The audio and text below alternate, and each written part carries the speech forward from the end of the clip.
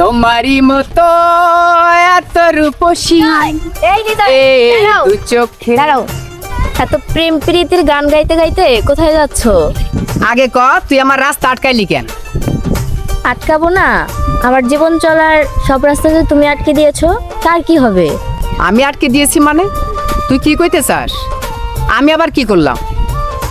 আমি ভাত খাইতে গেলে তোমার মুখ আমার চোখের সামনে ভেসে ওঠে, আমি ঘুমাইতে গেলে তোমার কথা আমার মনে পড়ে। একটা মুহূর্ত আমি তোমাকে ভুলে থাকতে পারি না। এখন বলো আমি কি করব? আমি বুঝছি তরে প্রেমের ভূতে ধরছে। আচ্ছা কত দেখি, আমি কি তোরে কইছি আমার নিয়ে ভাবতে? কেন তুমি জানো না, আমার বুদ্ধি হবার পর থেকে আমি শুধু তোমাকেই ভালোবাসি, আর কোনোদিন যদি বিয়ে করি তাহলে শুধু তোমাকেই করব। আমি কিছু জানতেও চাই না আর কিছু বুঝতেও চাই না। আমি জীবনেও কোনো দিন তোরে বিয়া করতে পারবো না। এসব তুমি কি বলছো? আমি যে এতদিন ধরে তোমাকে ভালোবেসে আসলাম তার কোনো মূল্য নেই? না, আমার কাছে তোর ভালোবাসার কোনো দাম নাই। আমি জীবনেও তোরে বিয়া করতে পারবো না। আমার দেরি হয়ে যাইতেছে, এবার পথ ছাড়। আচ্ছা ঠিক আছে, যাও যাও। তুমি আমার ভালোবাসার কোনো দাম দিলে না, আমার মনটা ভেঙে চুরমার করে দিলে। এর প্রতিদান একদিন তুমি ঠিকই পাবে।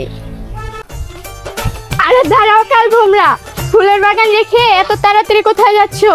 প্রিয়া, তুমি এইভাবে আমাকে ভয় দেখাইলে কেন? সত্যি তুমি ভয় পাইছো? তোমার ভয় আমি দূর করতে পারি।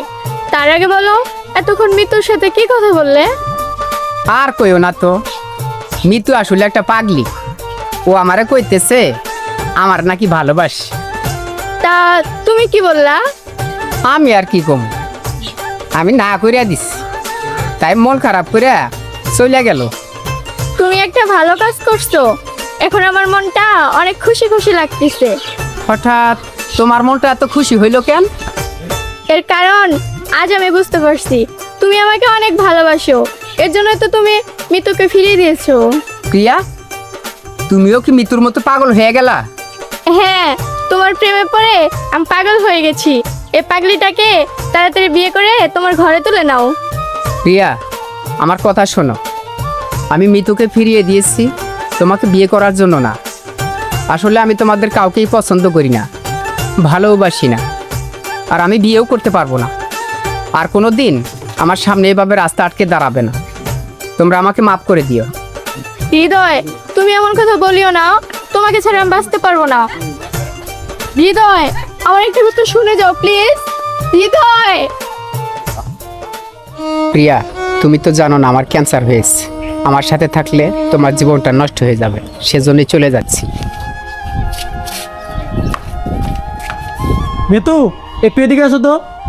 আচ্ছা ঠিক আছে, দাঁড়াও, আসতেছি।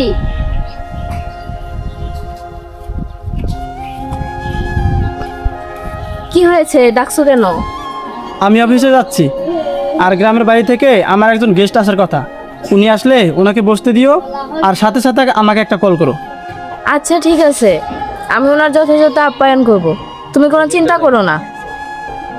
আচ্ছা ঠিক আছে, আমি গেলাম।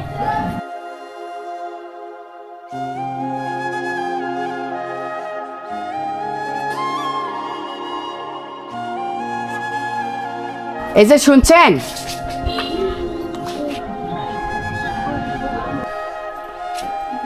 তুমি তুমি এখানে এসেছো কেন?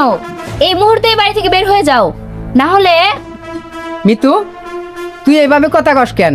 আগে মাথা ঠান্ডা করে একটু বয়। হাত ছাড়ো। তুমি হাত ধরার অধিকার অনেক আগে হারিয়ে ফেলেছো। এখন আমি রিপনের স্ত্রী, তোমার লজ্জা করে না?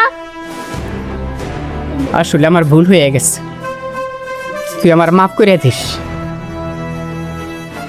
আমি আসলে আসছিলাম রিপনের কাছে, ওর সাথে একটু জরুরি কথা আছিল।